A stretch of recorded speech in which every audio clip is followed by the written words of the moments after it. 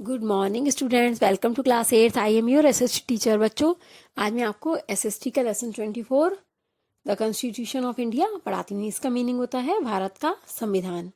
भारत के संविधान की स्थापना करने वाले लगातार विकास की ओर बढ़ते रहे। उन्होंने संविधान का चौथा निश्चित महत्व संविधान में अंकित किया है। संविधान की रचना कॉन्स्टिट्यूएंट असेंबली के द्वारा हुई थी, जिसका विकास प्रोविंशियल असेंबलीज के चुने हुए मेंबर्स के द्वारा किया गया है। कॉन्स्टिट्यूएंट असेंबली के प्रथम राष्ट्रपति सच्चिदानंद सिन्हा थे। बाद में कॉन्स्टिट्यूएंट असेंबली के प्रेसिडेंट डॉक्टर राजेंद्र प्रसाद चुने गए।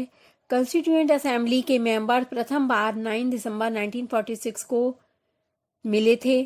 14 अगस्त 1947 में असेंबली की मीटिंग में एक प्रपोजल प्रस्तुत किया गया, जिसमें विभिन्न प्रकार के कमेटी सम्मिलित थीं। उनमें fundamental rights committee, power union committee, union constitution committee आदि थीं। 29 अगस्त सन 1947 में ड्राफ्टिंग कमेटी ने डॉक्टर अंबेडकर को चेयरमैन के रूप में तथा उनके साथ में 6 अदर मेंबर्स को नियुक्त किया। कमेटी के द्वारा संविधान का नक्शा बनाया गया और 4 नवंबर 1947 को असेंबली में सबमिट किया गया। असेंबली ने सत्र में जनता के लिए खुले हुए 166 दिनों में उनसे मुलाकात की और 2 वर्ष 11 महीने 18 दिन से पहले ही संविधान को अपना लिया गया। कॉन्स्टिट्यूशन का नक्शा 26 नवंबर सन 1949 को पास हो गया था। असेंबली के 308 मेंबर्स ने संविधान की 2 हस्तलिखित लिपियों पर, जो कि हिंदी और इंग्लिश में लिखी थी, 24 जनवरी 1950 को उस पर साइन किए और 2 दिन बाद 26 जनवरी सन 1950 को हमारा संविधान देश में लागू हुआ। अब है secularism and the Indian constitution, यानी कि धर्मनिरपेक्षता और भारत का संविधान। हमारे संविधान की एक महत्वपूर्ण विशेषता धर्मनिरपेक्षता पर बल देना है। धर्मनिरपेक्षता का अर्थ है कि सभी धर्मों को भारत में एक बराबर समझा जाता है। किसी भी राजा का कोई धर्म नहीं है, किसी भी राज्य का कोई धर्म नहीं है, इसलिए किसी भी धर्म को किसी दूसरे धर्म से अधिक महत्वपूर्ण नहीं समझा जाता है। हमारे संविधान में सभी धर्मों को समान यानी बराबर महत्व दिया गया है। संविधान विभिन्न धर्मों के समूहों में मधुरता उत्पन्न करता है। इस प्रकार देश की एकता में ही शक्ति है। अब है directive principles of state policy. हमारे संविधान के जनक इस बात से अवगत थे कि संविधान के सभी आदर्शों को एक साथ तुरंत कानून में नहीं बदला जा सकता है।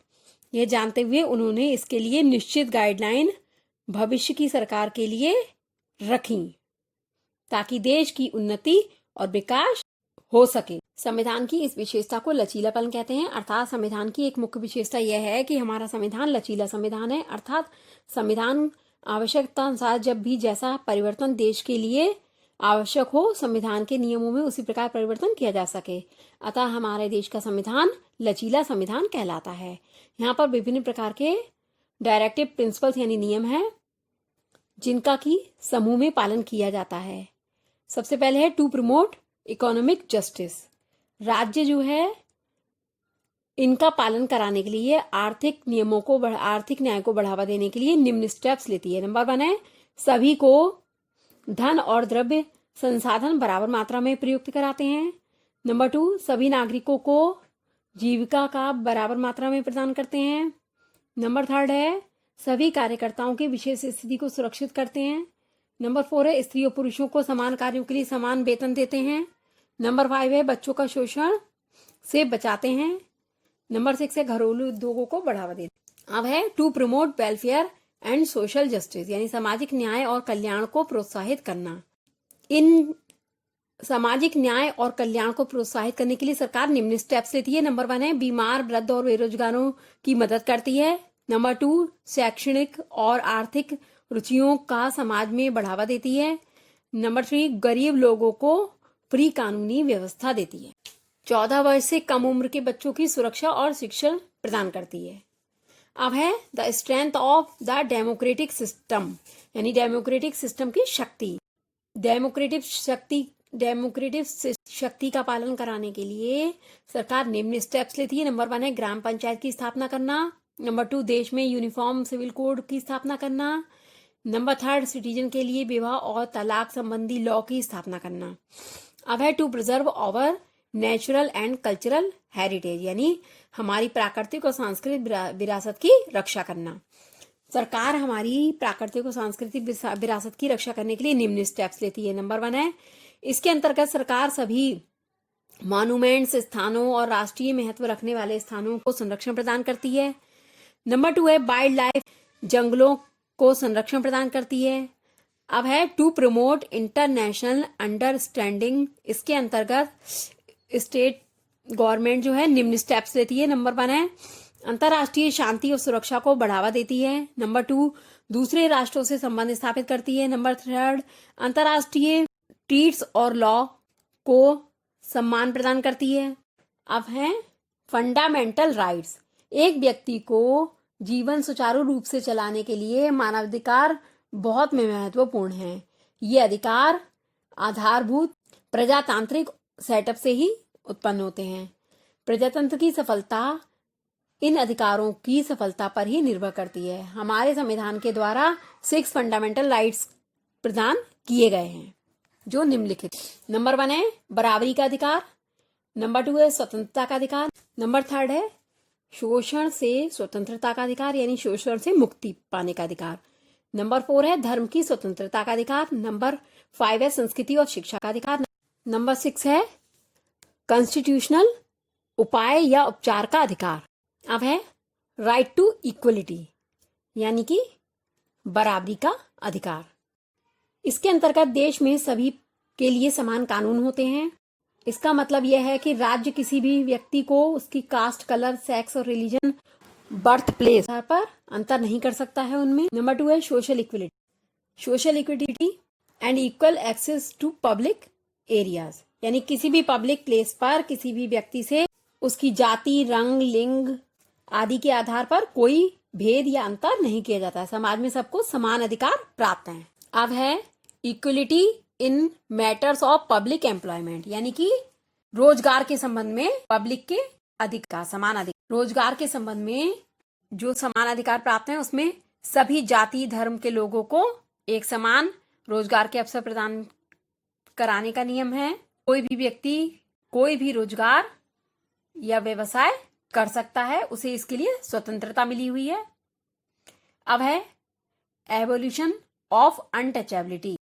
हमारे कॉन्स्टिट्यूशन में ये लिखा हुआ है कि कोई भी छुआछूत को नहीं मानेगा, अर्थात कोई भी जाति पाति का भेदभाव नहीं करेगा किसी से।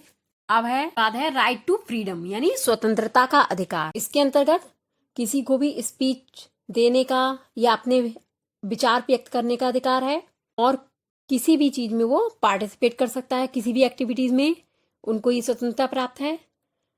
नंबर 2 है कि वो शांतिपूर्वक बिना किसी हथियार के स्वतंत्रता का अधिकार उन्हें मिलता है। और नंबर 3 है कोई भी यूनियन या एसोसिएशन जो है उनको शांतिपूर्वक करने की आशा करती हैं। फ्रीडम और स्वतंत्रता के अधिकार में ये अधिकार आते हैं कि कोई भी व्यक्ति कहीं भी जा सकता है, किसी भी रोजगार को अपना सकता है, कोई भी अपनी डिबेट दे सकता है, किसी भी चीज में पार्टिसिपेट कर सकता है और कहीं भी मूव कर सकता है फ्रीली। उस पर कोई बंदिश नहीं है। कोई भी व्यवसाय या व्यापार कर सकता है, बिजनेस कर सकता है, कहीं भी अपने बिजनेस को ले जाने का उसे अधिकार है। अब है राइट अगेंस्ट एक्सप्लॉयटेशन, यानी कि शोषण के विरुद्ध अधिकार। भारत में कुछ लोग, गरीब लोगों का कुछ लोग शोषण करते हैं, उनको सचेत करने के लिए भी अधिकार बने हुए हैं। और यदि कोई व्यक्ति किसी का शोषण करता है तो वो उसकी कंप्लेंट कर सकता है। ये अधिकार प्राप्त है सिटीजन्स को, नागरिकों को। और बाल श्रम को भी रोका जाता है, क्योंकि बाल श्रम जो है यानी बच्चों से कार्य करवाना, 14 वर्ष से कम उम्र के बच्चों से कार्य करवाना या उन्हें रोजगार पर रखना, उनसे मजदूरी करवाना या उन्हें घर पर अपने काम के लिए रख लेना, ये सब अपराध है। ये भी उसमें लिखा हुआ है संविधान में, हमारे कॉन्स्टिट्यूशन में, कि बच्चों से चाइल्ड लेबर नहीं कराना। अब है right to freedom of religion. किसी भी व्यक्ति को किसी भी धर्म को अपनाने की स्वतंत्रता प्राप्त है। कोई भी व्यक्ति कोई भी धर्म का पालन कर सकता है, किसी भी संस्कृति का पालन कर सकता है। उसे कोई बाध्य नहीं कर सकता कि वह इस धर्म का पालन करे या उस धर्म का पालन करे। अतः हर कोई अपनी मर्जी से किसी भी धर्म का पालन कर सकता है। अब है कल्चरल एंड एजुकेशनल राइट्स। हमारे देश में सभी को सांस्कृतिक और शैक्षणिक अधिकार प्राप्त हैं। कोई भी किसी भी प्रकार की शिक्षा प्राप्त कर सकता है और किसी भी संस्कृति का पालन कर सकता है। इसके लिए उसे कोई बाध्य नहीं कर सकता। अब है राइट टू कॉन्स्टिट्यूशनल रेमेडीज। इसमें इस अधिकार में हमें ये अधिकार प्राप्त है कि कोई भी सिटीजन यदि किसी को परेशान कर रहा है या कुछ उसे किसी कानून से किसी चीज से दिक्कत हो रही है तो वह उसके लिए कानून बना हुआ है देश में कि वो उसके लिए कोर्ट में अप्लाई कर सकता है। अपने अधिकारों को मानने के लिए वो न्यायालय में याचिका दाखिल कर सकता है। अब है फंडामेंटल ड्यूटी। संविधान में जो हमें कुछ अधिकार प्राप्त हैं, उसके अलावा हमारे कुछ कर्तव्य भी हैं अपने देश के प्रति, हमारे कुछ उत्तरदायित्व भी हैं जो कि संविधान में निम्नलिखित हैं। हमारी फंडामेंटल ड्यूटीज जो हैं 11 हैं, जो इस प्रकार हैं। नंबर 1, हमें अपने संविधान, इसके आदर्शों, राष्ट्रीय ध्वज और राष्ट्रीय गान का सम्मान करना चाहिए। नंबर 2, नोबेल आदर्शों का पालन व अनुसरण करना चाहिए जो स्वतंत्रता के लिए राष्ट्रीय संघर्ष को प्रेरित करता है। हमें अपने देश की संप्रभुता, एकता और अखंडता की रक्षा और उसे बनाए रखने का पालन करना चाहिए। नंबर 4 है, हमें अपने देश को राष्ट्रीय सेवा प्रदान करना चाहिए और जब भी आवश्यकता पड़े इसे बचाना चाहिए। नंबर 5 है, हमें सामंजस्य की भावना को प्रोत्साहित करना चाहिए और भारत में सभी लोगों के बीच सामान्य भाईचारे को प्रोत्साहित करना चाहिए। सभी धर्मों का सम्मान करना चाहिए क्योंकि सभी धर्म उत्कृष्ट होते हैं। भाषाई व क्षेत्रीय विभिन्नता का त्याग करना चाहिए। स्त्रियों के गौरव की रक्षा करनी चाहिए, उनकी इंसल्ट नहीं करना चाहिए, उनका सम्मान करना चाहिए। हमें अपने देश की धनी विरासत और समग्र संस्कृति की रक्षा करना चाहिए और उसके महत्व को समझना चाहिए। हमें प्राकृतिक वातावरण की रक्षा और उसमें सुधार करना चाहिए, जैसे कि जंगल, झीलें, नदियां, वाइल्ड लाइफ और लिविंग क्रिएचर्स आदि। नंबर 8 है, वैज्ञानिक स्वभाव, मानवतावाद और जांच की भावना और उसमें सुधार को विकसित करना चाहिए। पब्लिक प्रॉपर्टी की रक्षा करना चाहिए। हिंसा से लोगों को रोकना चाहिए। हिंसा करने सभी व्यक्तियों और क्षेत्रों की उन्नति के लिए और उसे उत्कृष्ट बनाने के प्रयास करना चाहिए। बच्चों को शिक्षा के अवसर प्रदान करना चाहिए, चाहे वो हमारे अपने बच्चे हों या हमने गोद लिए हों, अडॉप्ट किए हों। उन सबको शिक्षा के लिए अग्रसर करना चाहिए, अवसर प्रदान करना चाहिए। बच्चों, ये चैप्टर आपका एक्सप्लेनेशन यहीं पर समाप्त होता है। नेक्स्ट क्लास में मैं आपको नेक्स्ट चैप्टर का वर्क करवाऊंगी।